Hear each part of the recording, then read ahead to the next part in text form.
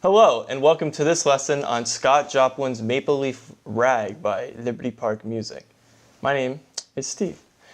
This type of music, ragtime, is really great music to play when you want to entertain a bunch of people. Rather it be at a house party, or it be at a club, or say you're at a restaurant and there's a piano in there, you can just kind of sneak over and just start playing.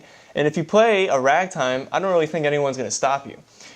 Ragtime is all about keeping a beat, keeping a pulse. It's music that people moved around to. It's music that people went to go see during that time period to forget about a week, to forget about a day, and to just have a good time and to live in the moment. So let's get started.